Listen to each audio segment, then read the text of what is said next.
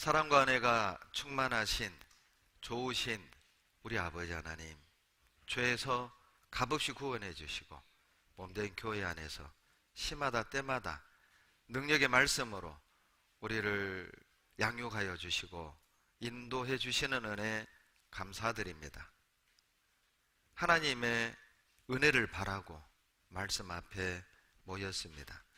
우리 중에 상처받은 형제자매님들 계시다면 오늘 말씀으로 치료해 주시고, 낙심된 형제자매님들 계시다면 주님께서 위로와 힘을 주시고 연약한 무릎을 다시 붙들어 일으켜 세우셔서 주님을 향해 주님의 영광을 위해 함께 나아갈 수 있도록 도와주시옵소서.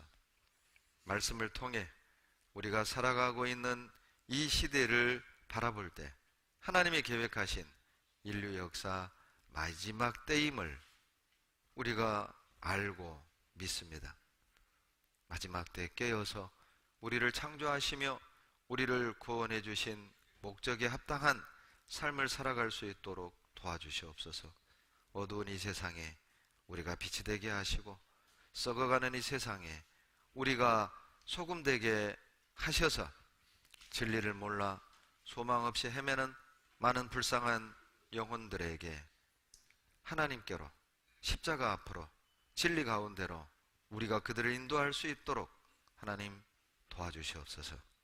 먹든지 마시든지 무엇을 하든지 주님의 영광만을 위한 삶이 되게 도와주시고, 우리 가운데 한 사람도 자기를 위해 먹는 자도 자기를 위해 사는 자도 없게 도와주시옵소서. 주님만으로 만족하고 주님만으로 기뻐하는 우리가 되도록 도와주시기를 간절히 바라고 원합니다. 병상에 계시는 많은 주님의 자녀들에게 영육간에 강건케 하시고 병상에서 주님이 주신 은혜를 세어보고 감사할 수 있는 믿음 더하여 주시옵소서. 이 시간 하나님의 뜻, 영광만 이 가운데 가득 채워지기를 원하며 우리를 사랑하시는 예수님 이름으로 감사하며 기도드렸습니다. 아멘. 사도행전 11장을 찾겠습니다. 사도행전 11장 19절로 26절.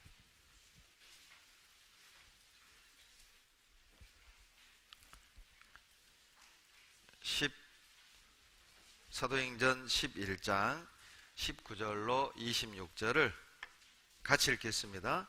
때에 스데반의 일로 일어난 환란을 인하여 흩어진 자들이 베니게와 구브로와 안디옥까지 이르러 도를 유대인에게만 전하는데, 그 중에 구브로와 구레네 몇 사람이 안디옥에 이르러 헬라인에게도 말하여 주 예수를 전파하니 주의 손이 그들과 함께 하심에 수단 사람이 믿고 주께 돌아오더라.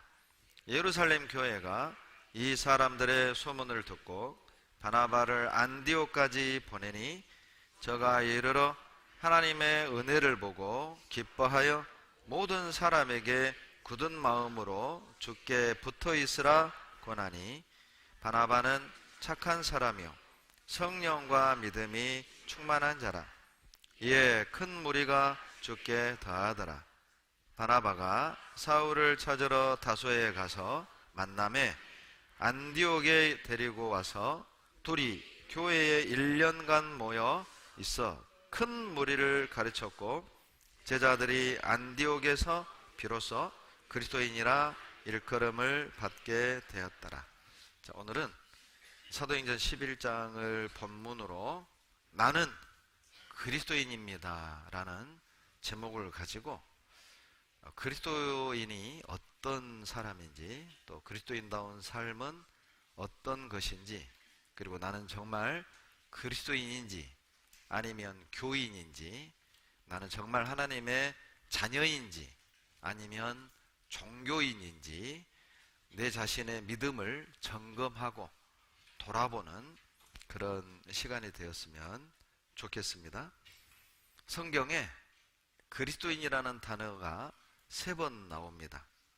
사도행전 11장 26절에 그리스도인이 나오고, 또 사도행전 26장 28절에도 아그리빠가 바울더러 이르되 내가 적은 말로 나를 권하여 그리스도인이 되게 하는도다.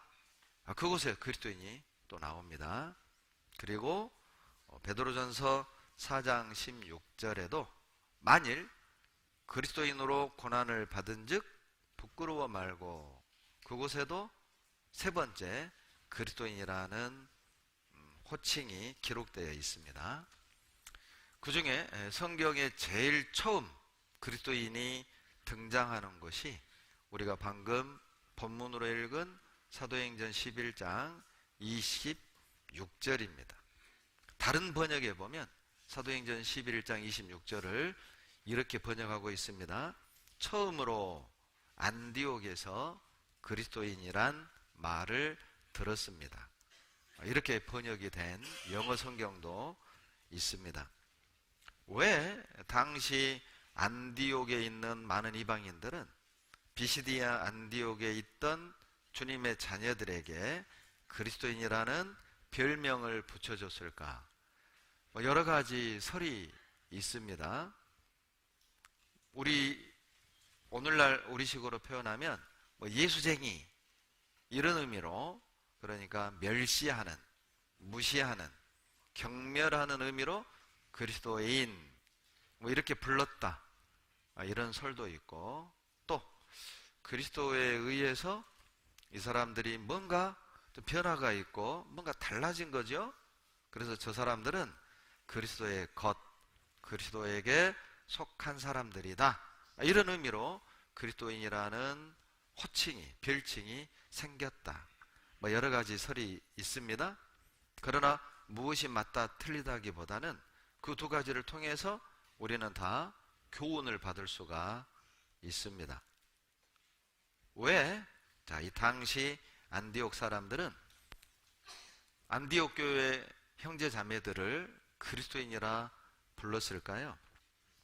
아마 그것은 분명 이방인들이 볼 때도 이 사람들이 그리스도를 믿는다고 말한 이후부터, 그리고 안디옥 교회를 다니고 난 이후부터 많이 달라진 겁니다. 뭔가 바뀐 거죠. 뭔가 변화가 생긴 거예요.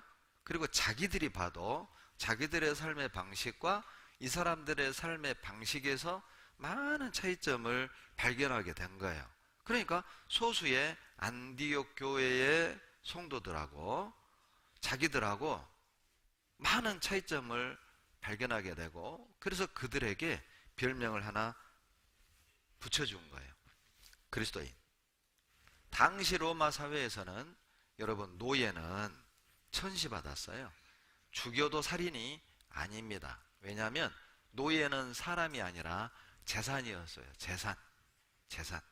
그러니까 주인이 노예를 죽여도 살인이 아니에요. 왜냐하면 노예는 사람이 아니었으니까요. 그리고 아이들도 장애가 있으면 그냥 내다 버렸습니다. 여자아이를 낳아도 내다 버렸죠. 여자들은 실은 인구 계수할 때 여자들은 세지 않았어요. 여자들은 그냥 아이를 낳는 기계 정도로 생각을 했죠. 오늘날처럼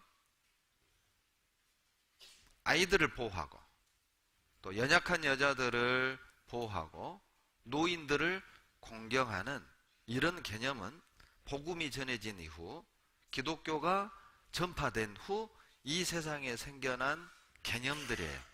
그러니까 복음이 전해지기 전에 중세 고대 사회에서는 실은 어린아이를 보호하고, 여자들을 보호하고, 노인들을 공경하고, 노예를 인간으로서 인격적으로 대우하고, 그런 게 없었다는 겁니다. 자, 그런데 안디옥 교회 사람들은 완전히 그런 개념들이 달랐던 거예요. 노예들을 형제자매라고 부르고, 또 서로를 형제자매라고 부르고, 어린아이를 또 보호하고, 또 여자와 남자가 어찌 보면 서로 동등하게 인격적으로 또 대우해주는 그런 것들이 그 당시 사회적 어떤 그 관습에서는 상당히 충격적인 거죠. 쇼킹한 거예요. 그 당시 형제자매라는 호칭은 실은 이게 좀 그렇지만 그 성적인 상대, 그러니까 매춘을 할 때 그렇게 그런 상대를 부를 때 형제자매 이렇게 또 불렀다네요. 자료에 의하면. 이상하죠. 어떻게 그렇게 형제자매를 불렀는지. 그런 사람들을 그렇게 불렀는데, 그런데 이 사람들이, 안디옥 교회 사람들이 서로 형제자매라고 부르는 걸 보면 가족 개념이었던 거예요. 가족. 성도 다르고 또 가문도 다른데 또 뭐 배움도 다르고 세상적인 지위고하도 다름에도 불구하고 가족 개념으로 형제자매라고 불렀던 것이죠. 그러니 그 당시 이방인들이 볼 땐 상당히 그 그리스도인들의 어떤 생활의 모습, 어떤 가치관이 충격적일 수밖에 없었던 겁니다. 그러니까 자기들이 봐도 자기들의 어떤 언행, 자기들의 삶의 방식과 확연하게 차이가 있음을 금방 알 수 있었던 거예요. 안디옥 성도들도 실은 예수를 믿는다고 고백하기 전, 또 안디옥 교회를 다니기 전에는 이방인들이 볼 때 자기들과 똑같은 사람들이었습니다. 뭐 약한 자 무시하고, 종들을 천시하고, 뭐 여자들을 무시하고, 자기들과 똑같은 어떤 삶의 모습을 가졌던, 가치관을 가졌던 사람들이었습니다. 그런데 그들이 구원을 받았다고 고백을 하고 예수를 믿는다고 고백을 하고 안디옥 교회를 다닌 후부터 달라진 것이죠. 변화가 있었던 것이죠. 많이 변했던 겁니다. 사도행전 11장 26절을 근거로 그리스도인을 정의하라고 한다면 그리스도인은 간증을 잘하는 사람이 아님을 알 수 있어요. 나는 몇 년 몇 월 며칠 예수님의 십자가의 피로 영원한 죄를 사함받고 구원을 받았습니다. 그렇게 말을 잘한다고 해서 그리스도인인 건 아닙니다. 설령 그렇게 고백을 한다 할지라도 고백은 하지만 간증은 잘하는데 삶의 모습에서 어떤 변화도 없다면 그리스도인이라고 인정하기 어렵다는 것이죠. 왜냐하면 사도행전 11장 26절의 그리스도인의 의미는 그리스도인이란 그리스도에 의해 변화된 사람이란 뜻이에요. 자, 그리스도인이란 안디옥 교회를 잘 다니는 사람이 아니에요. 그리스도인이란 간증을 잘하는 사람이 아니라, 그리스도인이란 교회 나와서 일을 잘하는 사람이 아니라, 그리스도인이란 그리스도에 의해 변화된 사람을 그리스도인이라고 말을 한 겁니다. 기억하세요? 이방인들이 안디옥 성도들을 그리스도인이라고 말을 했지, 안디옥 성도들이 스스로 자기들을 나는 그리스도인이야 이렇게 말하지 않았다는 겁니다. 내가 나를 그리스도인이라고 해서 그리스도인이 되는 게 아니란 뜻이에요. 이방인들이 볼 때도, 세상 사람들이 볼 때도, 내 가족이 나를 볼 때도 저 사람이 평택교회를 다니면서 구원을 받았다고 고백한 이후, 예수를 믿는다고 고백한 이후 정말 바뀌었네? 달라졌네? 변했네? 타인이 나를 그리스도인이라고 불러야 한다는 것이죠. 여러분, 그리스도인입니까? 나는 그리스도인입니까? 그 질문의 의미는 나는 정말 그리스도에 의해 변화된 삶을 살아가고 있습니까? 나는 정말 구원을 받았다고 고백한 이후 어떤 변화가 있었습니까? 그렇게 묻는 것과 같아요. 여러분, 마음으로 대답하시죠. 여러분, 그리스도인입니까? 마음으로 대답하세요. 나는 그리스도인입니까? 속으로 대답하세요. 그냥 웃지요. 당당하게 대답할 수 있어야 됩니다. 예, 나는 그리스도인입니다. 저는 예수 그리스도를 내 마음의 구세주로 받아들인 후 이러한 변화가 있었습니다. 내가 고백할 뿐만 아니라 내 가족이 인정할 수 있어야 해요. 무디가 말했습니다. 당신의 구원은 당신의 가족에게 묻겠습니다. 가족이 제일 정확히 알죠. 가족이 나의 변화를 누구보다 더 잘할 수 있잖아요. 여러분 가족에게 물어보세요. 여보, 나 그리스도인 같아? 어머니, 아버님, 제가 그리스도인 같아요? 내가 그리스도에 의해 어떤 변화가 있었다고 생각하세요? 가족에게 물어보세요. 그것이 여러분의 진정한 평가입니다. 간증 말고, 내가 구원을 받았다고 간증하는 거 말고, 그렇게 여기는 거 말고, 그렇게 생각하는 거 말고, 여러분 구원을 받으면 변화될 수밖에 없어요. 고린도후서 5장 17절에 누구든지 그리스도 안에 있으면 새로운 피조물이라. 이전 것은 지나갔으니 보라 새 것이 되었도다. 더 쉽게 표현해 드리죠. 누구든지 그리스도를 구세주로 받아들이면 새롭게 될 수밖에 없다. 말이 새롭고 생각이 새롭고 삶의 태도가 새롭고 교회를 대하는 태도가 새롭고 말씀을 대하는 자세가 새롭고 물질을 사용하는 목적도 새롭고 공부하는 목적도 새롭고 사업을 하고 돈을 버는 목적도 새로워질 수밖에 없다는 겁니다. 그리스도 안에 있으면 새 것이 될 수밖에 없어요. 그리스도 안에 있다고 고백하면서 새로워진 경험이 없다면 그리스도 안에 있다고 말할 수 있을까요? 사도행전 2장 38절에 죄사함을 받으라 그리하면 성령을 선물로 받으리니. 여러분, 내가 그리스도인이 됐다는 말은 성령이 내 안에 들어왔다는 뜻이에요. 내가 거듭났다는 말은 내 안에 성령이 들어왔다는 뜻이라니까요. 에스겔 36장 26절을 통해서 표현한다면 내 안에 없던 마음이 생긴 거예요. 내 안에 없었습니다. 교회를 사랑하는 마음 원래 없었습니다. 십자가를 사랑하는 마음 원래 없었습니다. 예수님을 사랑하는 마음 원래 없었습니다. 죄를 싫어하는 마음 원래 없었습니다. 주님 뜻대로 살고 싶은 마음 원래 없었다니까요. 주님을 기쁘시게 하고 싶은 마음 원래 없었다니까요. 원래는 어때요? 내가 하고 싶은 일, 성공, 명예, 내가 누리고 싶은 거 그걸로 가득 차 있었죠. 그런데 그리스도인이 된 후 예수님을 내 삶의 구세주로 받아들인 후 성령이 없던 마음이 하나 확 생겨버린 거예요. 죄를 미워합니다. 말씀을 사모합니다. 교회를 사랑해요. 성도를 사랑해요. 주님 뜻대로 살고 싶어요. 이 은혜를 보답하고 싶어요. 주님을 기쁘시게 해드리고 싶어요. 없던 마음이 생긴 거예요. 어떤 어머니가 기숙사 생활하는 아들 기숙사 방을 그냥 예고 없이 들어갔답니다. 그런데 그 방 벽에 온통 뭐 연예인 사진, 헤비메탈 뭐 있잖아요. 막 이상하게 막 분장한 사진들, 그런 걸로 덕지덕지 붙어 있는 걸 본 거예요. 엄마는 실망하고 돌아왔어요. 그리고 아이 생일날 아무 말 없이 예수님 얼굴이 그려져 있는 그림을 선물로 보냈어요. 그리고 부탁했습니다. 이 그림을 너의 방에 가장 잘 보이는 곳에 걸어다오. 부탁을 했어요.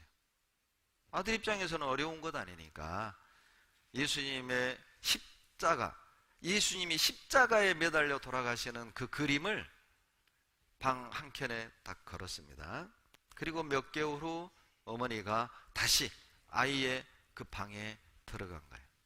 그런데 예전에 이상하고 심란했던 그 그림들, 사진들이 온데간데 없어지고 오직 예수님의 십자가에 달린 그림만 탁 걸려있는 겁니다.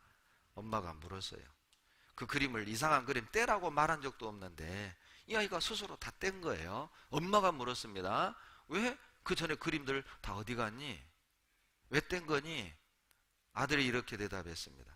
엄마, 예수님 십자가 그림을 걸어놓은 뒤 그 옆에 그런 그림을 도저히 붙여놓을 수가 없었습니다. 방 안에 예수님의 그림만 하나 딱 올려놔도, 예수님 그림 한 장이 방 안에 들어와도 그 옆에 그런 그림을 붙일 수 없다는 양심을 우리가 가지고 있어요.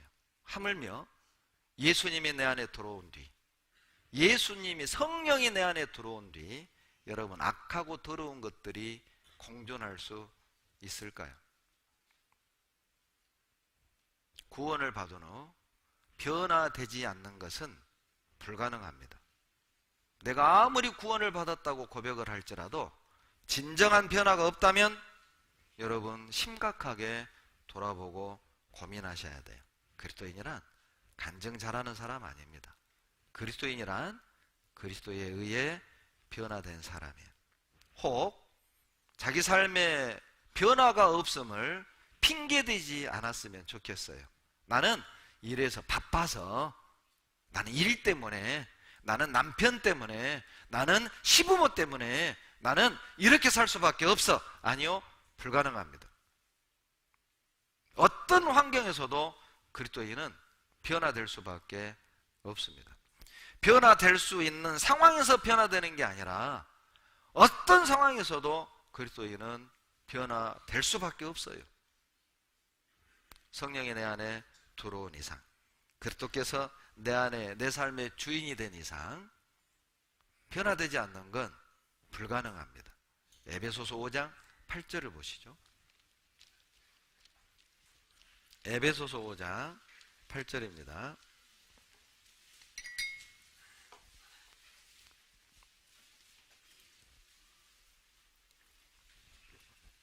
같이 읽겠습니다. 너희가 전에는 어둠이더니 이제는 주 안에서 빛이라. 빛의 자녀들처럼 행하라. 여러분, 전에는 동그라미 해보시고요, 이제는 동그라미 해보세요.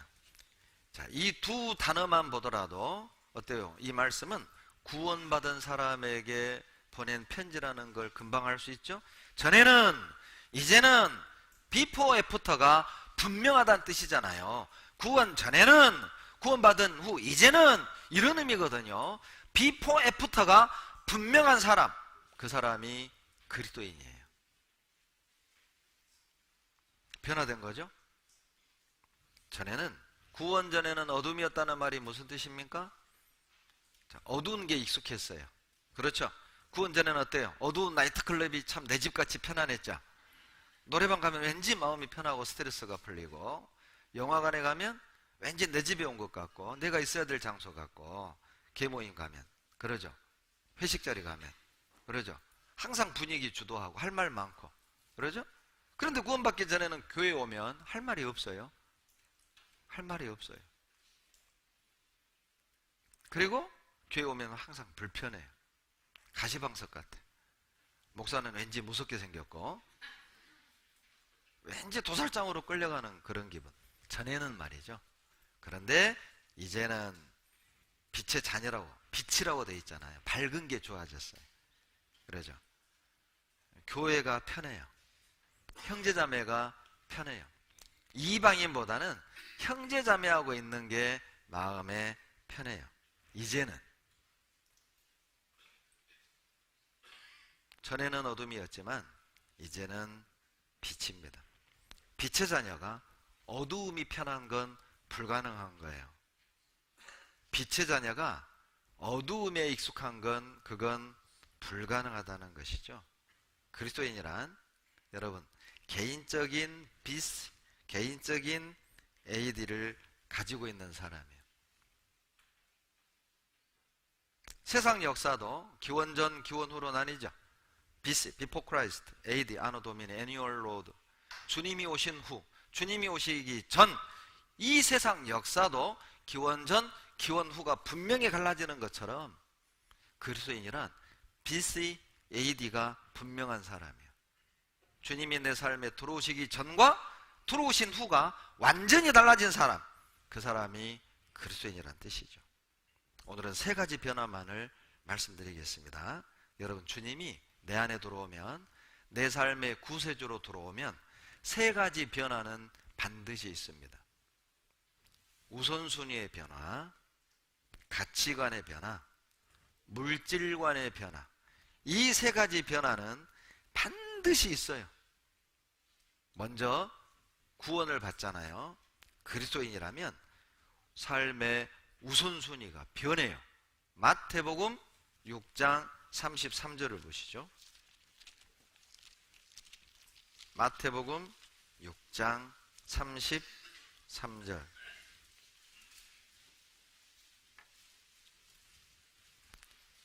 마태복음 6장 33절 같이 읽습니다. 너희는 먼저 그의 나라와 그의 의를 구하라. 그리하면 이 모든 것을 너희에게 더하시리라. 여러분, 그리스도인이 어떤 사람입니까? 무엇이 먼저인지 무엇이 나중인지 변화가 분명한 사람이에요. 하나님의 자녀가 되면 무엇을 먼저 해야 되고 무엇을 나중에 해야 되는지 분명해집니다. 삶의 우선순위가 바뀌는 거죠. 33절에 먼저에다 동그라미 해보세요. 저도 제 성경에 먼저에다가 동그라미를 크게 해놨어요. 그 사람이 그리스도인이에요. 여러분, 그리스도인은 하나님의 나라, 하나님의 의를 먼저 구합니다. 내가 하고 싶은 일을 먼저 하는 게 아니에요. 내가 원하는 일을 먼저 하는 게 아니에요.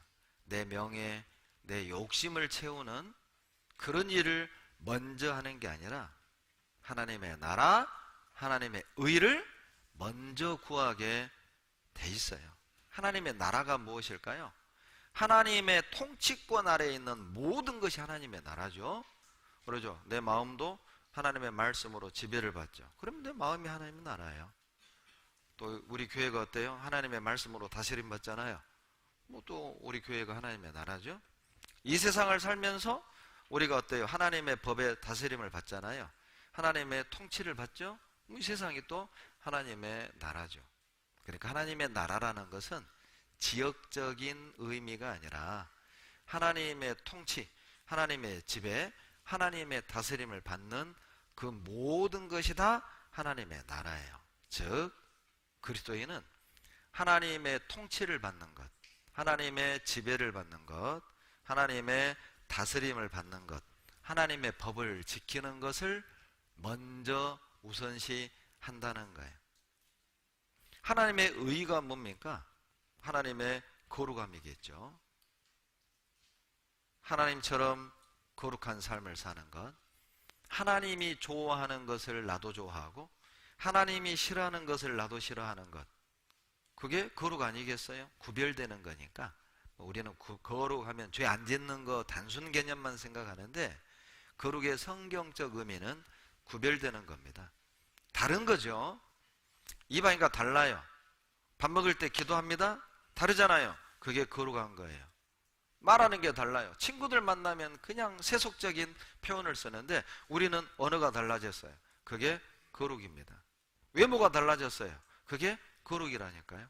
돈을 쓰는 모습이 달라졌어요. 그전에는 새로운 기계 나오면 무조건 기계 갈고 차 갈고 신상 나오면 꼭 신상을 사야 하고, 그런데 구원을 받은 후 돈을 쓰는 모양이 달라진 거예요. 그게 거룩인 거예요. 그게 하나님의 의예요. 의. 그것이 항상 먼저가 되는 겁니다. 전에는 땅의 일이 중요했습니다. 그런데 후에는 하늘의 일이 더 중요하게 변해버린 거예요. 전에는 내가 하고 싶은 일이 더 우선이었는데 후에는 하나님의 일이 먼저가 되는 것이죠. 전에는 내가 하고 싶은 거 다 하고 급한 일 다 하고 이것저것 다 하고 나중에 나도 봉사하리, 나중에 나도 교제하리.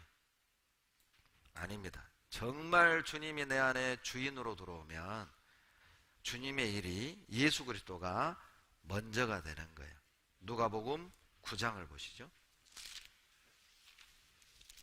누가복음 9장입니다. 51절, 59절, 누가복음 9장 59절, 60절. 또 다른 사람에게 나를 조처라 하시니 그가 가로되, 같이 있습니다. 나로 먼저 가서 내 부친을 장사하게 허락하옵소서. 먼저, 동그라미 해보세요. 59절에 먼저. 주님이 주님을 따르라는 명령을 내리셨습니다. 그런데 제자가 하는 말이 나로 먼저 내 부친 장사하게 해주십시오. 자, 이걸 우리에게 적용시키면 무슨 뜻이죠?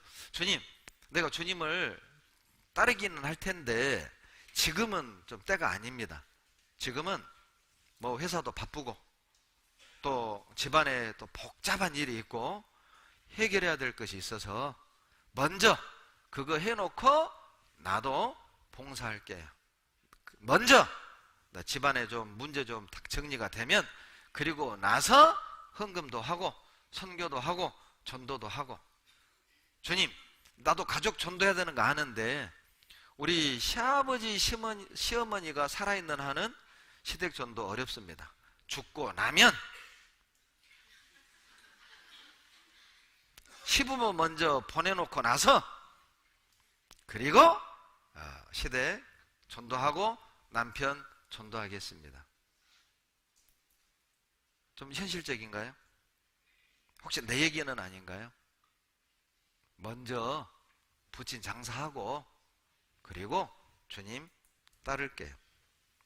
오해는 하지 마십시오. 부모 죽어도 장사 지내지 마라, 그런 개념을 말하는 게 아니라 무엇이 중요하냐. 어떤 영화 그 대사 중에 아주 뭐 우리나라의 유명한 그 대사가 히트친 대사가 있었다고 그래요. 나는 무슨 말인지 몰랐는데 무엇이 중헌디 뭐 이거 한참 어떤 영화에 나오는 유명한 그 대사였다고 그래요. 뭐가 중요한지 알아라는 거예요. 무엇을 먼저 해야 되고 무엇을 나중에 해야 되는지.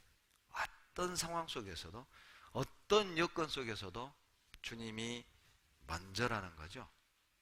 누가복음 9장 61절 다 같이 읽겠습니다. 또 다른 사람이 가로되 주여 내가 주를 좇겠나이다마는 나로 먼저 내가 내 가족을 작별케 허락하소서. 먼저, 동그라미 해보세요. 먼저.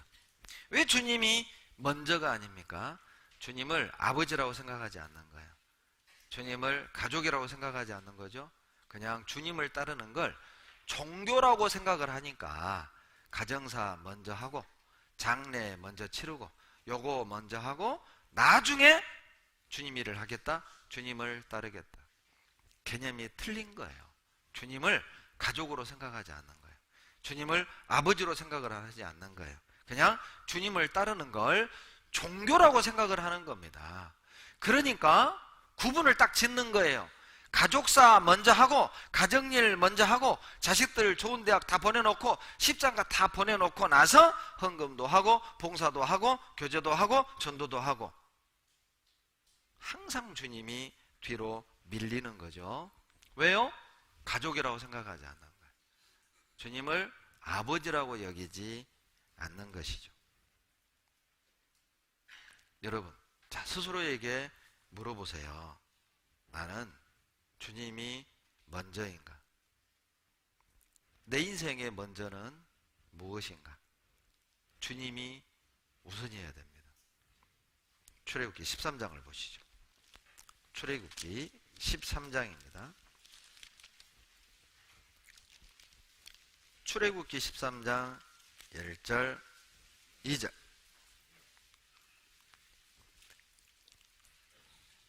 구약 101페이지입니다. 1절 2절 다 같이 읽겠습니다. 여호와께서 모세에게 일러 가라사대 이스라엘 자손 중에 사람이나 짐승이나 물어나고 초태생은 다 거룩히 구별하여 내게 돌리라. 이는 내 것이니라 하시니라. 초태생, 처음 난 짐승들은 다 표시를 해가지고 표시를 해라. 구별하란 말이 표를 하란 말이에요. 왜냐하면 구별 안 해놓으면은 어느 놈이 처음 난 것인지 모르잖아요. 그러니까 처음 태어난 짐승은 다 마크를 하라, 표시를 하라는. 그리고 그것을 하나님께 제물로 드리라는 거예요. 왜요? 이유가 2절 끝부분에 나오죠.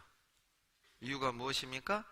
다 주님의 것이라는 상징으로, 모든 것이 다 주님의 것이라는 상징으로 처음 태어난 짐승은 표를 해서 주님께 드려라. 여러분, 이게 우리에게 뭘 의미합니까? 이건 중요한 신앙생활의 원리를 설명을 하는 거예요. 주님이 그냥 처음 태어난 육고기를 좋아하시는 식성이 아니에요. 그런 개념이 아니라, 여러분, 이 출애굽기 13장 1절로 2절에는 중요한 신앙생활의 원리가 들어있습니다. 12장에서는 6월절이 나오죠. 6월절은 구원을 의미하잖아요. 그러죠? 자, 신앙생활의 시작은 구원에서 시작되는 겁니다. 그리고 두 번째 13장에서는 초태생을 드리는 내용으로 시작이 되죠. 여러분, 초태생을 주님께 드린다는 건 여러 가지 의미가 있는데, 2절 끝부분에 첫째, 내게 있는 모든 것이 주님의 것이다. 주님의 것임을 기억하라는 거예요. 시간도 주님의 것입니다. 건강도 주님의 것이고요. 물질도 주님의 것이고, 내 아이들도 주님의 것이라는 걸 인정하셔야 돼요. 내 인생도 주님의 것이에요.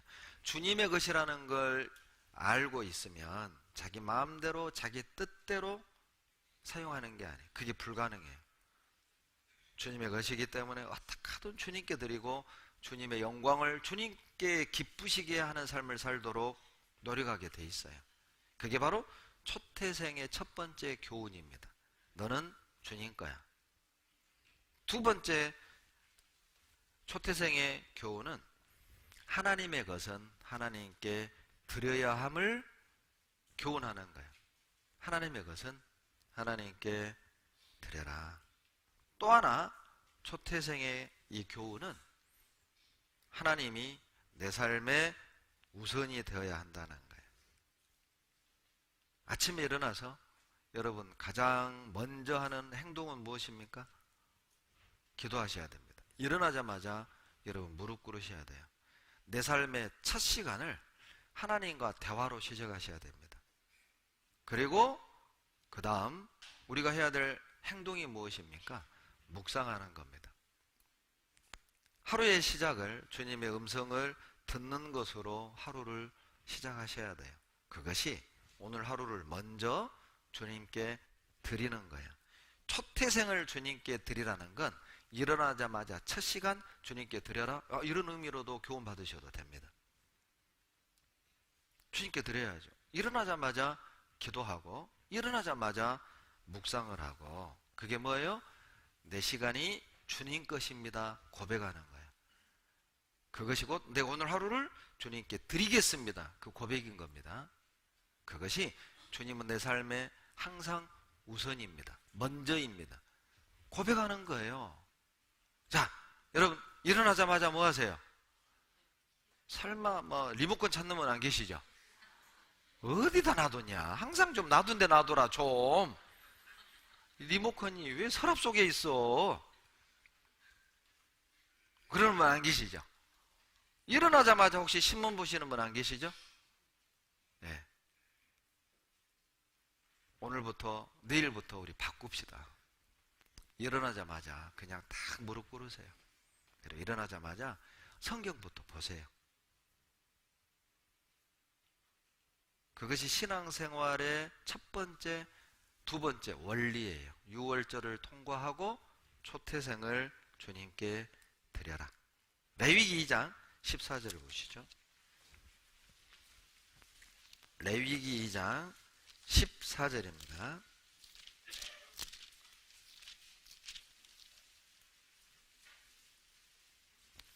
구약 148페이지 레위기 2장 14절 같이 읽습니다. 너는 첫 이삭의 소재를 여호와께 드리거든 첫 이삭을 볶아 찌은 것으로 너의 소재를 삼되. 농사 지어서 첫 이삭을 거두었다면 그걸 내가 먼저 먹는 게 아니라 첫 번째 추수한 곡식은 반드시 하나님께 소제로 드리도록 돼 있어요. 여러분, 이것도 첫 이삭이라고 돼 있잖아요. 삶의 우선순위가 하나님이어야 된다는 거예요. 하나님이 내 삶의 가장 중요한 위치에 놓여 있어야 될 것을 첫 이삭을 소제로 드리는 제사로 설명하는 거예요. 여러분 생각해 보세요. 첫 이삭을 거둬들여서 하나님께 소제를 제사를 드릴 때마다 이스라엘 백성들의 마음이 어떻게 변할 것 같으세요? 하나님이 가장 소중한 분이 되는 거예요. 하나님이 가장 중요한 분이 되는 겁니다. 하나님이 내 삶의 모든 것의 첫 단추, 시작이 되는 거예요. 그래서 첫 이삭을 제사로 바치라고 한 겁니다. 외국에 조이 선교단체가 있어요. J-O-Y. 여러분 영어로 조이가 무슨 뜻이죠? 기쁨입니다. 기쁨. joy, 기쁨, 즐거움. 그러나 그 선교단체, 조이 선교단체는 그런 기쁨의 의미가 아니에요. 세 단어의 첫 이니셜입니다. 그걸 모아놓은 겁니다. J는 지저스입니다. First, Jesus. Second, others. Third, you. 예수님이 먼저, 그 다음 타인, 그 다음이 바로 당신이다. 정상적인 그리스도인의 삶의 순서를 말하는 거예요. 항상 first Jesus, 예수님이 늘 먼저, 그리고 다른 형제자매들, 그 다음에 바로 너. 여러분, 이렇게 세상을 사는 사람은 joy, 기쁠 수밖에 없다는 겁니다. 여러분, 다이어리에 써놓으세요. 여러분, 성경 제일 앞에다 써놓으세요. J, O, Y. First Jesus, second others, third you. 이것이 즐거운 신앙생활의 원리예요. 즐거운 신앙생활의 어떤 순서를 말하는 겁니다. 자, 어디에 좋은 글이 있어서 제가 가져왔어요. 읽어드리려고. 제목은 하나님은 3등입니다. 여러분 잘 들어보세요. 하나님이 여러분에게는 몇 등인가? 하나님은 3등입니다. 1등은 하고 싶은 일, 2등은 해야 하는 일, 3등은 하나님을 만나는 일. 하고 싶은 일 다 하고 해야 하는 일을 다 마치고 그 후에 여유가 있으면 하나님을 만나줍니다. 하나님은 3등입니다. 어려운 일이 생길 때도 하나님은 3등입니다. 내 힘으로 한번 해보고 그래도 안 되면 가까이 있는 사람에게 도와달라고 청하고 그나마도 안 되면 마지막에 하나님을 부릅니다. 하나님은 3등입니다. 거리에서도 하나님은 3등입니다. 내게 가장 가까이에 있는 것은 내 자신, 그 다음은 내 마음을 알아주는 사람, 그 다음에야 저 멀리 하늘에 계신 하나님이십니다. 하나님은 3등입니다. 그런데 하나님께 나는 1등입니다. 무슨 일이 있어도 내가 부르기만 하면 도와주십니다. 내가 괴로워할 때는 만사를 제쳐놓고 달려오십니다. 아무도 내 곁에 없다고 생각될 때에는 홀로 내 곁에 오셔서 나를 위로해 주십니다. 나는 하나님께 언제나 1등입니다. 여러분에게 하나님은 몇 등입니까? 왜 우리 삶이 기쁨이 없을까요? 왜 우리는 확신에 찬 삶을 살지 못하는 걸까요? 왜 우리는 변화없는 신앙생활을 하고 있는 걸까요? 둘 중에 하나 아니겠습니까? 생명이 없든지 아니면 예수 그리스도께서 내 삶의 우선순위에서 저 뒤로 밀려갔든지. 자, 여러분은 어떤 경우입니까?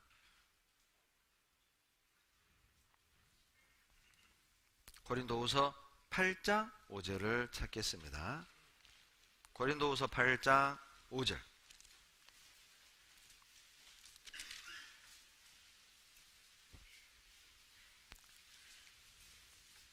신약 294페이지 8장 5절입니다. 다 같이 읽겠습니다. 우리의 바라던 것뿐 아니라 저희가 먼저 자신을 주께 드리고 또 하나님 뜻을 조차 우리에게 주었도다. 예. 여러분 5절에 먼저의 동그라미 해보세요.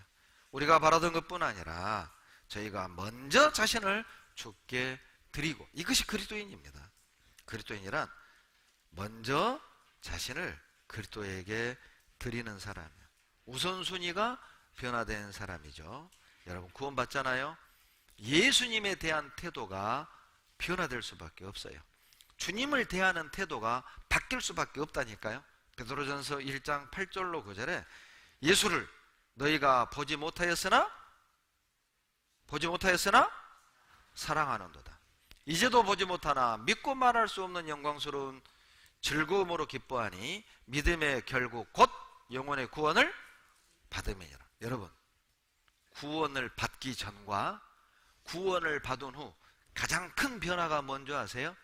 예수님을 대하는 태도가 달라집니다. 예수를 보지 못했지만 사랑한다니까요. 구원받기 전에는 예수님 말만 나와도 발끈했잖아요. 그러죠? 예수님 말만 나와도 욱했던 사람이 구원을 받고 나서는 예수님 얘기만 들으면 울어요. 예수님 이름만 나와도 울컥해요.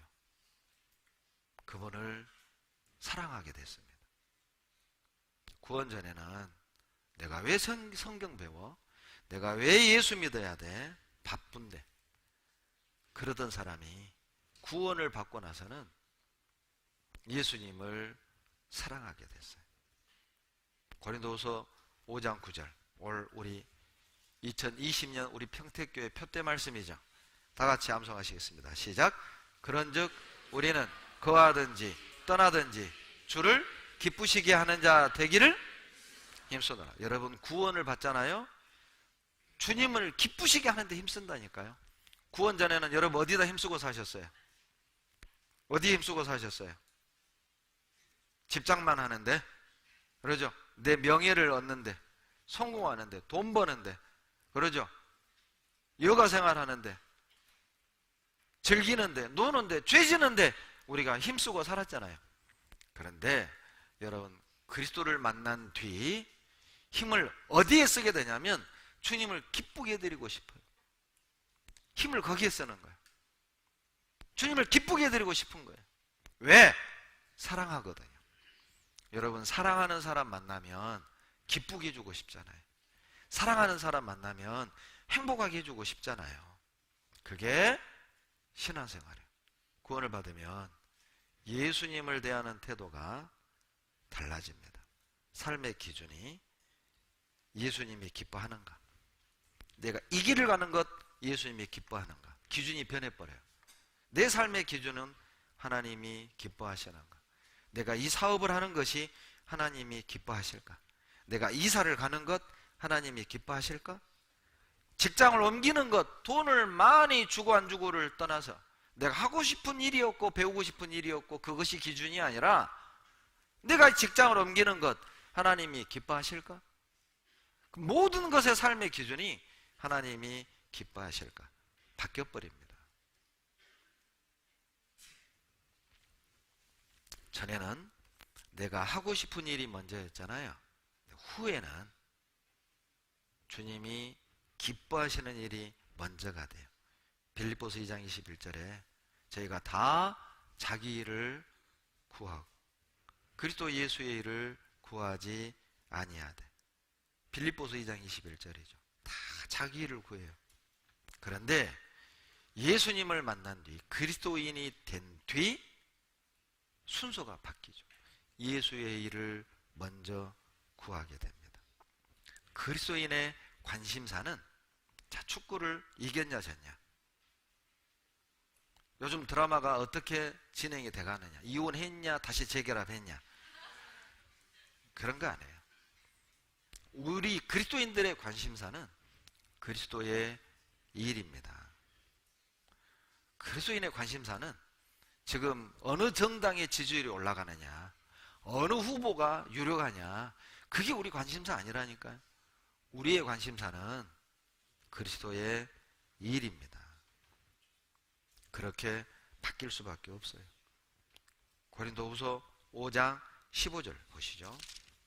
고린도후서 5장 15절. 열풍기 꺼줘도 될 것 같습니다. 열풍기 좀 꺼주세요. 지금 저만 열받은 것 같아요. 고린도후서 5장 15절 다 같이 읽겠습니다. 모든 대신하여 죽으심은 산자들로 하여금 다시는 저희 자신을 위하여 살지 않고 오직 저희를 대신하여 죽었다가 다시 사신 자를 위하여 살게 하려 함이니라. 전에는 자기를 위해 살았지만 후에는 주님을 위해 살게 돼요. 로마서 14장 7절로 8절에 자기를 위하여 죽는 자도 없고 자기를 위하여 사는 자도 없나니 사나 죽으나 우리가 주의 것이로다. 살아도 주를 위하여 죽어도 주를 위하여 죽나니. 놀라운 변화 아닙니까? 여러분, 무엇이 우리를 그렇게 바꿔놓을 수 있습니까? 돈을 삶의 전부로 여겼던 우리가, 집장만 하는 것을 삶의 목표로 삼았던 우리가, 노후 대책을 내 삶의 전부라고 생각했던 우리가 어떻게 살아도 주를 위하여 죽어도 주를 위하여, 이게 노력한다고 됩니까? 각오한다고 됩니까? 그게 연습해서 될 일입니까? 아닙니다. 새 영이 들어오지 않으면, 새 마음이 들어오지 않으면 주를 위하여 살고 죽는 건 불가능합니다. 흉내는 낼 수 있지만 끝까지는 못해요.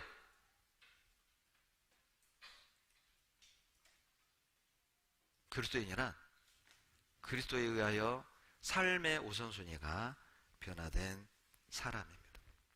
두 번째, 그리스도인은 삶의 우선순위도 변화되지만 또 하나 변화가 있는데 바로 삶의 가치관이 변하게 돼 있어요. 가치관이. 빌립보서 3장 6절로 7절을 보시죠. 가치관이 변합니다. 빌립보서 3장 6절로 7절.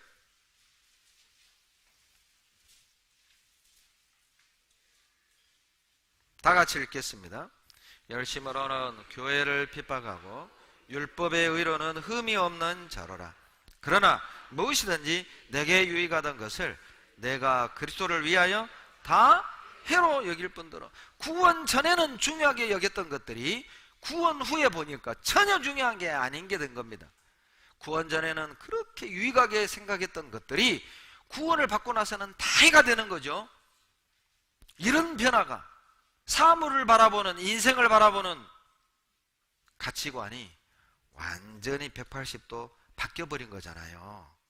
전에는 유익하게 여기던 것들, 즉 전에는 내가 그렇게 좋아하고 추구하던 것들이 구원을 받고 난 후에는 이거 뭐야, 내가 쓸데없는 것에 인생 낭비했구나, 헛것에 낭비했구나.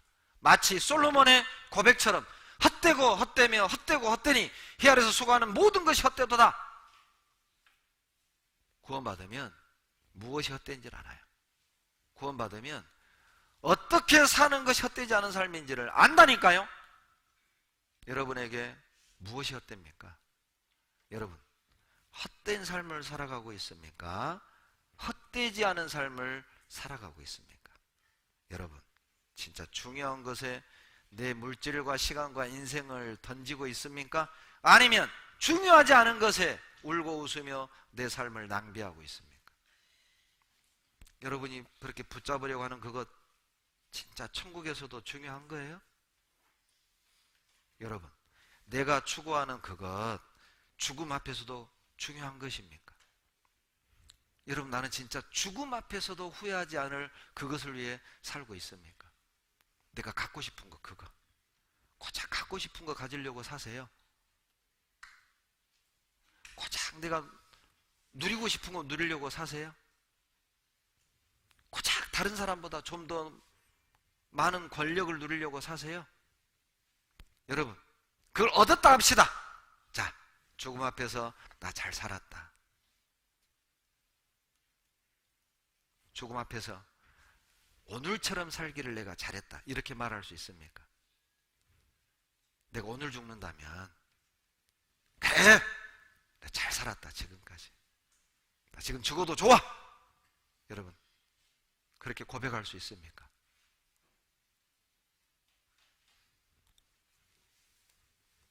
그리스도인이란 그리스도에 의하여 가치관이 변한 사람이야. 무엇이 중요하고 무엇이 덜 중요한지, 무엇을 붙잡고 무엇을 버려야 하는지. 히브리서 11장 24절로 25절에 믿음으로 모세는 장성하여 바로의 공주의 아들이라 칭함을 거절했잖아요. 왕의 자리를 거절했습니다. 초계처럼 버렸습니다. 왕으로 살 거냐 양치기로 살 거냐. 왕자리를 버리고 양치기로 살았죠. 궁궐에 살 거냐 들에 살 거냐. 궁궐을 버리고 들을 선택했잖아요. 모세는 무엇을 버리고 무엇을 선택해야 될지를, 끝까지 붙잡아야 될지를 알았던 것이죠. 자, 여러분이 모세라면, 자, 왕을 선택할래요? 양치기 선택할래요? 답을 얘기하지 말고 여러분 마음을 얘기하세요. 왕이 좋아요? 양치기가 좋아요? 이왕 대답하실 거면 눈 뜨고 대답해 주세요. 잠꼬대 하지 마시고. 왕. 방금 상처받았어요. 목사도 상처받습니다. 여러분, 궁궐을 선택하실래요? 광야를 선택하실래요? 속으로 대답해 봐요. 네. 여러분, 혹시 최근에 내가 주님을 위해 포기한 게 무엇 있으세요? 혹시 최근에 내가 신앙 때문에 포기한 것 혹시 있으십니까? 그리스도인이란 그리스도에 의하여 가치관이 변화돼서 포기할 건 포기하고 끝까지 잡을 건 끝까지 잡을 줄 아는 사람이에요. 여러분, 신앙 때문에, 주님 때문에 혹 최근에 포기한 건 무엇인가요? 그리스도인의 성공 비법, 그리스도인이 성공적인 신앙생활을 하는 또 하나의 방법은 잡을 건 잡고 버릴 건 버릴 줄 아는 겁니다. 전도서 3장 6절을 찾겠습니다. 전도서 3장 6절.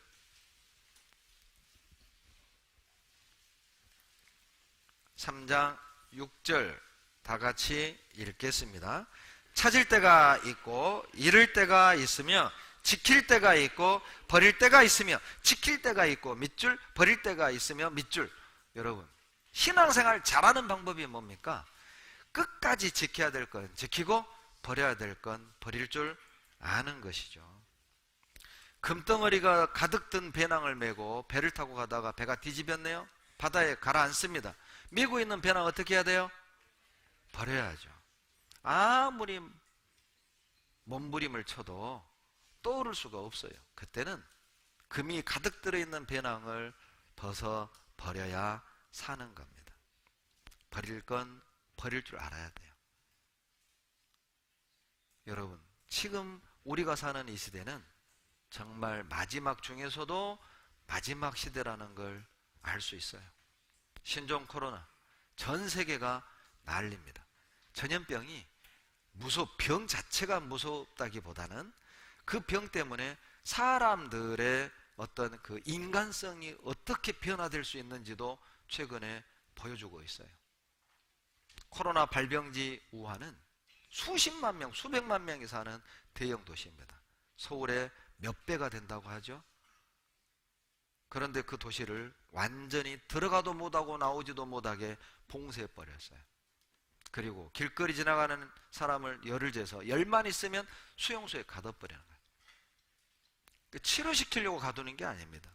그냥 죽을 때까지 기다리는 거예요. 영화 같은 이야기 아닙니까?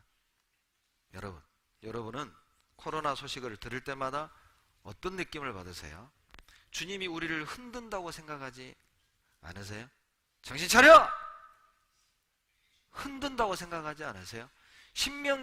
누가복음 21장 11절에 마지막 때 징조 중 하나가 온역이잖아요. 전염병이잖아요. 여러분, 최근 여러분 사시면서 코로나처럼 이렇게 전 세계가 이렇게 긴장하고 경제적 손실을 보고 야단 법석인 때가 있었습니까? 메르스, 사스 때보다 훨씬 더 심각합니다. 훨씬 더 심각합니다. 아시아, 유럽, 미국까지 다 퍼졌어요. 확진자가 다 나타났어요. 이런 적이 없었습니다. 아예 이제 그 코로나 때문에 한국 사람은 식당 못 들어오게 하는, 노골적으로 유색인종을 비하하는, 중국에서는 비행기는 어느 나라도 안 받아주잖아요. 중국에서는 배도 안 받아줍니다. 그렇게 될 수밖에 없지요. 여러분, 이러한 뉴스들이 우리에겐 하나님의 음성으로 들려야 돼요. 너 이래도 이렇게 살래? 너 지금 이 지경인데 너 이 모습이 합당하냐? 이런 마지막 때 속에서 너 이 모습으로 사는 것이 합당하냐? 이게 선하냐? 그렇게 들으셔야 됩니다.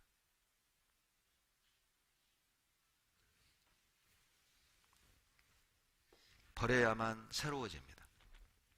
버려야만 깨끗해지죠. 여러분, 저도 옷장을 열면은요, 넥타이가 참 많아요.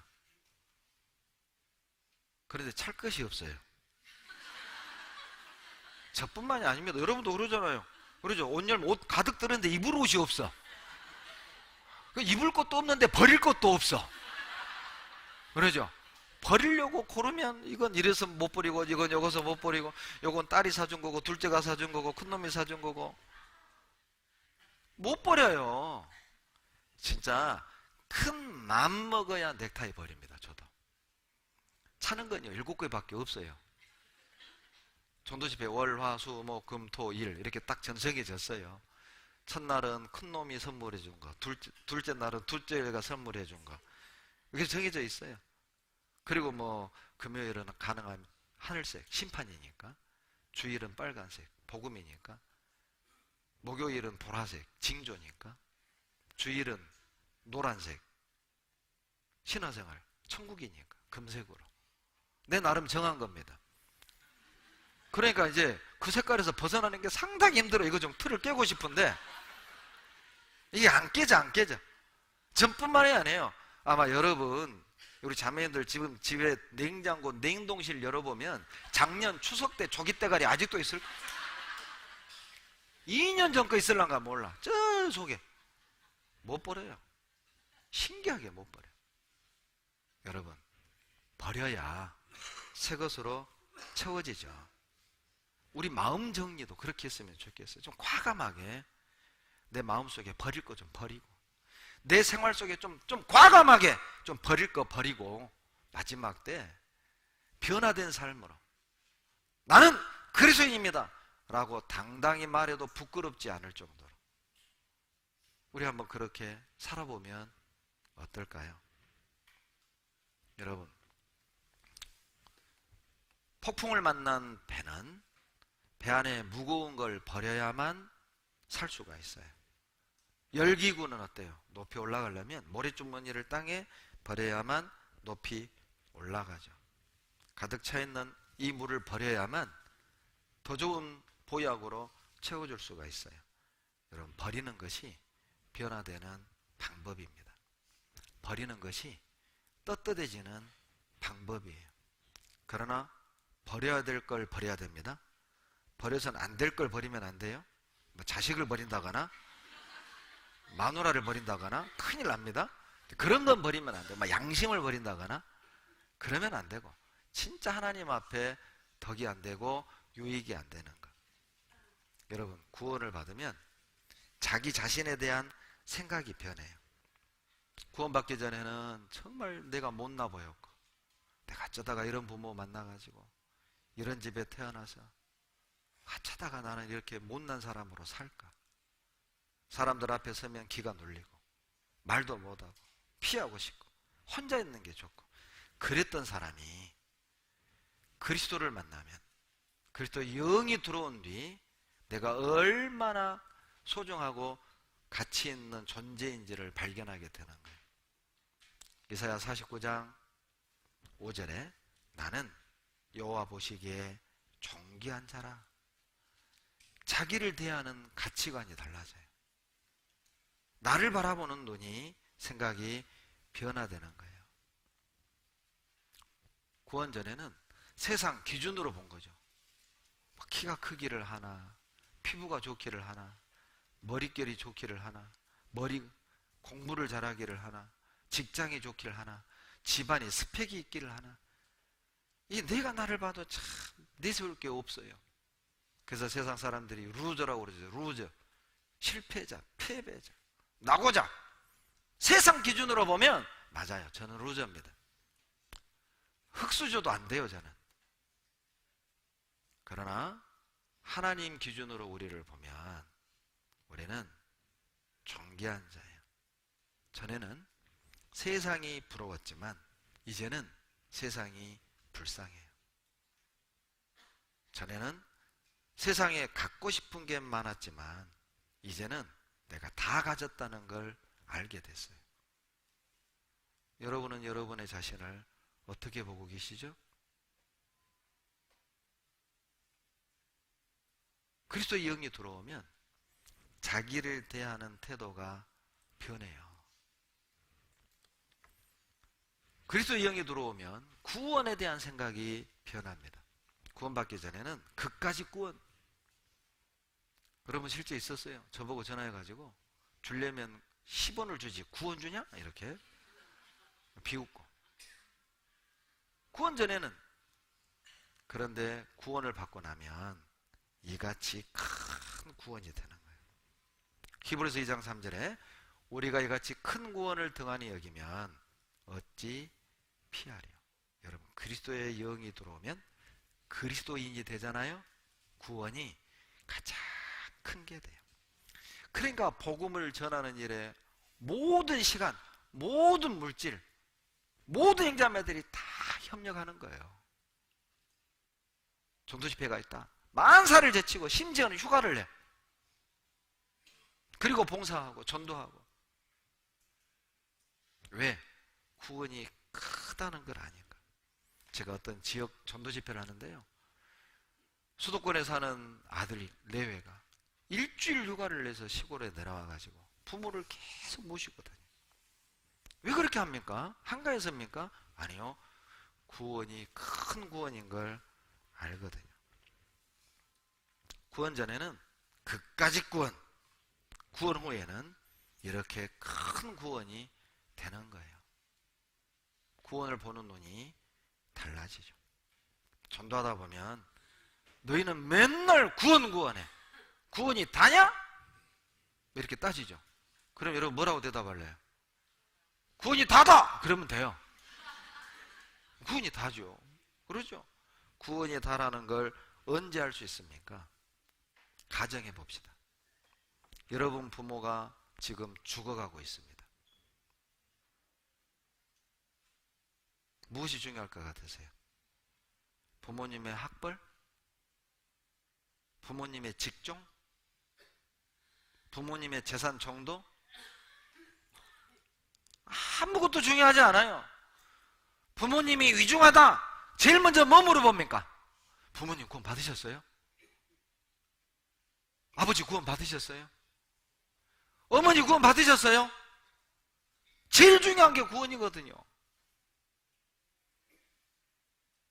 죽음 앞에서 여러분 구원 말고 무엇이 중요할 수 있습니까?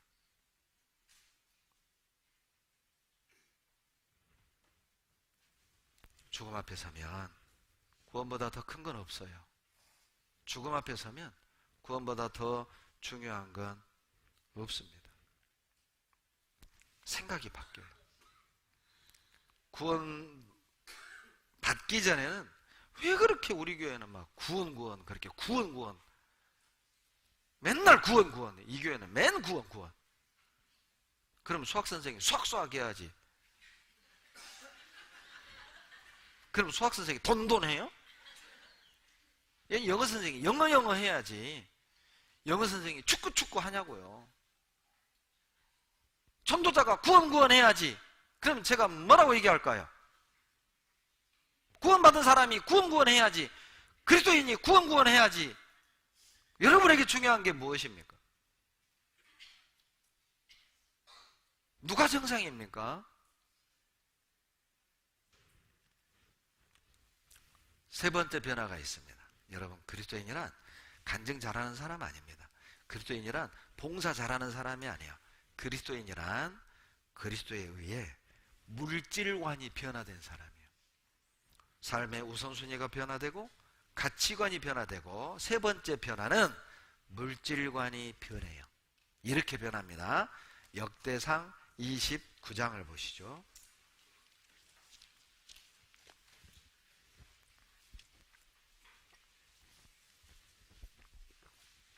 역대상 29장 11절.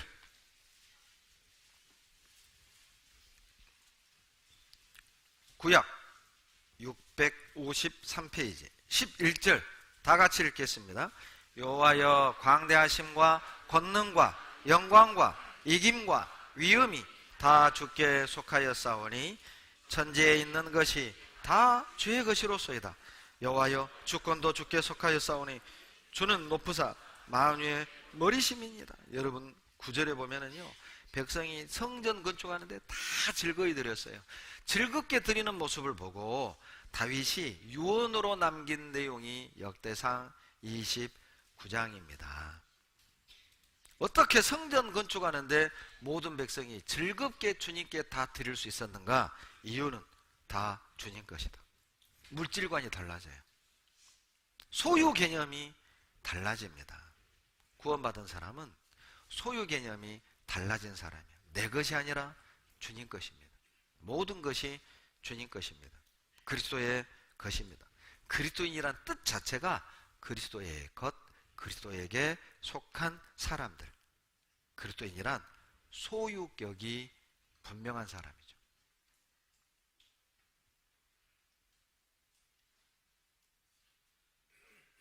역대상 29장 14절 다 같이 읽겠습니다. 나와 나의 백성이 무엇이 간데 이처럼 즐거운 마음으로 드릴 힘이 있었나이까. 모든 것이 주께로 말미암아 싸우니 우리가 주의 손에서 받은 것으로 주께 드렸을 뿐이니이다. 예, 주님께 드리면서도 내가 드렸다 이게 아니라 당연히 주님 것 주님께 드렸습니다. 이것이 신앙생활을 잘하는 방법입니다. 모든 것이 주님 것입니다. 고민할 게 없잖아요. 시간도 주님 것, 내 가정도 주님 것, 직장도 주님 것, 물질도 주님 것, 내 인생도 주님 것. 그러니 주님께 드리는 것이 당연하죠. 문제가 안 되죠. 여러분, 누가 나에게 시계를 맡겼어요. 그리고 주인이 일주일 뒤에 와가지고 달래요. 그러면 나는 어떻게 해야 되죠? 이 시계를 벌벌벌 떨고 줘요? 당연히 줘요? 당연히죠. 벌벌벌 떨고 줄까 말까 고민한다면 도둑놈이에요. 그 도둑놈이죠.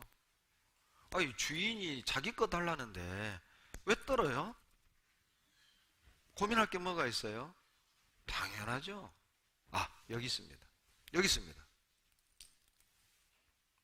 이게 당연한 거죠. 합당한 거예요. 상황에 맞는 거예요. 여러분, 이방인과 그리스도인의 많은 차이점이 있는데 도드라지게 드러나는 차이점이 한 가지가 있어요. 그게 시편 17편에 나와요. 이방인하고 구원받은 사람하고 티가 나게 드러나는 차이점. 시편 17편을 한번 보시죠. 시편 17편 14절 15절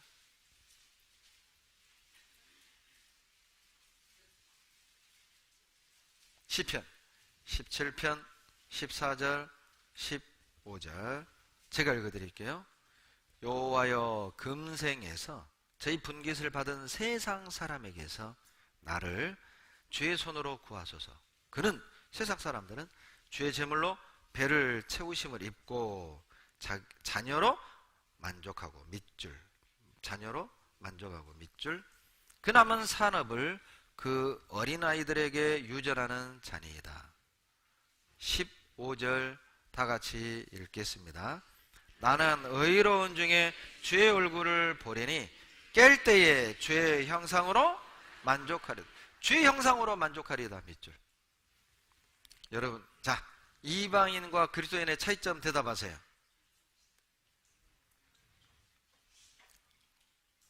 이방인과 그리스도인의 차이점 대답하세요. 시작. 웅성웅성. 여러분, 이방인은 어때요? 재물과 그 재물을 자기 자식들에게 물려주는 것으로 만족하지만 그리스도인은 주님의 것으로, 주님의 형상으로 만족합니다. 무엇으로 만족하는가? 그것이 이방인과 그리스도인의 가장 큰 차이점이에요. 여러분, 청교도들은 필요 이상의 부를 가지고 있다면 두 가지 책임이 있다고 생각했어요. 남들보다 내가 많은 부를 가지고 있다. 두 가지 책임이 있는데, 첫째는 하나님께 감사해야 되는 책임, 두 번째는 그 부를, 필요 이상의 부를 사회로 돌려줘야 한다는 책임이 있다는 거예요. 그리고 그 부를 자기 후손에게 물려주는 것을 아주 수치스럽게 생각을 했습니다. 청교도들은, 거듭난 중세 그리스도인들은 무엇으로 만족하며 사십니까? 여러분, 노블레스 오블리주라는 그런 표현을 아시죠? 높은 신분에 따른 도덕적인 의무를 노블레스 오블리주 이렇게 표현을 하죠. 이건 역사적 배경이 있습니다. 14세기 영국과 프랑스가 100년 전쟁을 할 때 프랑스의 칼레라는 도시를 영국군이 포위를 합니다. 강력하게 저항을 하지만 함락을 하죠. 그리고 영국의 왕 에드워드 3세가 칼레의 모든 시민의 생명을 살려주는 조건으로 그 중에 누군가가 책임을 지고 교수형을 당하라. 6명이 죽어야 된다는 거예요. 칼레 도시 사람들은 이제 투표를 해야만 했습니다. 누가 죽을 거냐? 누가 칼레 시민을 대신하여 6명이 목매달아 죽임을 당할 거냐? 투표를 하려는 순간 6명이 제 발로 나왔어요. 그런데 그들이 다 지도층이었습니다. 한 사람은 그 도시의 가장 부유했던 생피에르라는 부자가, 그리고 시장, 법률가 6명이 나온 거예요. 그리고 그 왕은 감명을 받아 사면해 줍니다. 그때로부터 노블레스 오블리주라는 높은 지위를 가진 사람들의 사회적 책임을 더 크게 보는 풍습이 생긴 거예요. 멋지지 않습니까? 여러분, 그리스도인들에게도 노블레스 오블리주가 있습니다. 고귀하게 태어난 사람은 고귀하게 행동해야 합니다. 하나님의 자녀들은 하나님의 자녀에 걸맞게 살아야 합니다. 나는 그리스도인입니다. 그 이름에 맞게 우리는 말하고 행동하고 변화된 삶을 살아야 한다는 것이죠. 이사야 32장 8절. 이사야 32장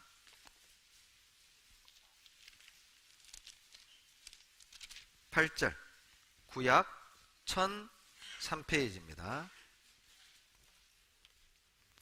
32장 8절 다 같이 읽겠습니다.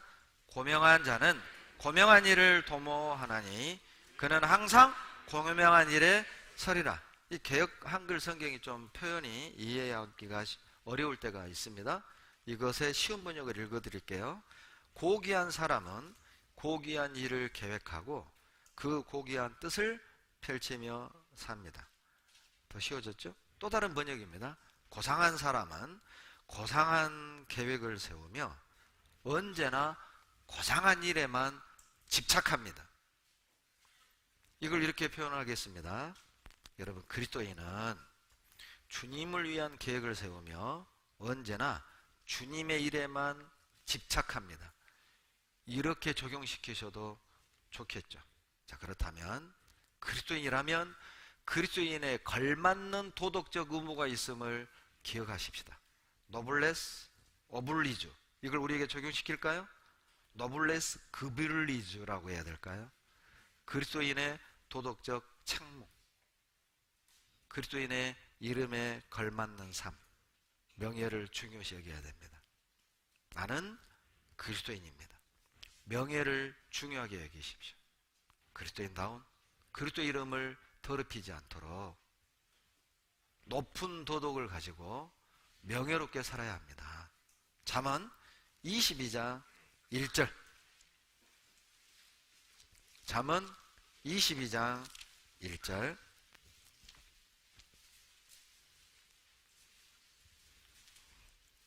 다 같이 읽겠습니다. 많은 재물보다 명예를 택할 것이요 은이나 금보다 은총을 더욱 택할 것이냐. 여러분, 그리스도인이 누구입니까? 그리스도에 의해 변화된 사람이죠. 구원받기 전에는 우리는 재물을 택했을 겁니다. 그런데 구원받은 사람은 많은 재물보다 명예를 택할 거예요. 구원받기 전에는 우리는 권력과 성공을 선택했지만 구원을 받은 후에는 주님의 나라, 주님의 의를 먼저 선택한다는 것이죠. 자, 여러분에게 질문하십시오. 나는 그리스도인입니까? 나는 그리스도인입니까? 대답을 이렇게 했으면 좋겠습니다. 나는 그리스도인입니다. 당당하게, 거리낌이 없이, 부끄럽지 않게 나는 그리스도인입니다. 다 같이 시작. 나는 그리스도인입니다. 그리스도인입니까? 알렉산더 대왕이 원정을 갔는데 어떤 병사가 항상 탈령을 하는 거예요. 감봉을 하고 또 뭐 영창을 보내고 또 탈령. 그런데 하필 그 병사 이름이 알렉산더였습니다. 그 소식을 알렉산더 대왕이 들었습니다. 그 병사를 불렀어요. 그리고 알렉산더 대왕이 알렉산더에게 눈 뜨고 안 들으면 뭔 말이야? 다시 말합니다. 알렉산더 대왕이 알렉산더라는 이름을 가진 병사에게 이렇게 말한 겁니다. 너의 이름을 바꾸든지 알렉산더라는 이름에 걸맞게 살든지 둘 중에 하나를 하라. 제가 그 글을 읽으면서 주님이 나한테 그렇게 말씀하셨어요. 그리스도인이라는 말을 하지 말든지 그리스도인이라는 이름에 걸맞게 살도록 하라. 나는 그리스도인입니다. 기도하겠습니다. 사랑이 많으신 좋으신 우리 아버지 하나님, 죄인이었던 우리를 구원하셔서 의인 삼아주시고 그리스도인이라 일컬음을 받을 수 있는 명예를 주신 것 감사드립니다. 그리스도인이라는 아름다운 이름에 걸맞는 삶을 살게 도와주시옵소서. 그리스도에 의하여 변화된 삶을 살게 도와주시옵소서. 삶의 우선순위가 변화되고 교회를 대하는 태도가 변화되고 주님을 대하는 태도가 변화되고 가치관이 변화되고 물질관이 변화되어 우리의 삶을 보고 사람들이 우리를 일컬어 저들은 참으로 그리스도인이라 이 한마디 들을 수 있도록 도와주십시오. 늘 명예롭게 살아가게 도와주십시오. 우리 평택 식구들, 평택교회 성도라 일컬음을 받음을 자랑스럽게 여길 줄 아는 믿음 주시고, 그리스도인이라는 자부심을 가지고 당당히 세상과 맞서 살아가는 저희들이 되도록 도와주시옵소서. 우리를 사랑하시는 예수님 이름으로 감사하며 기도드렸습니다. 아멘.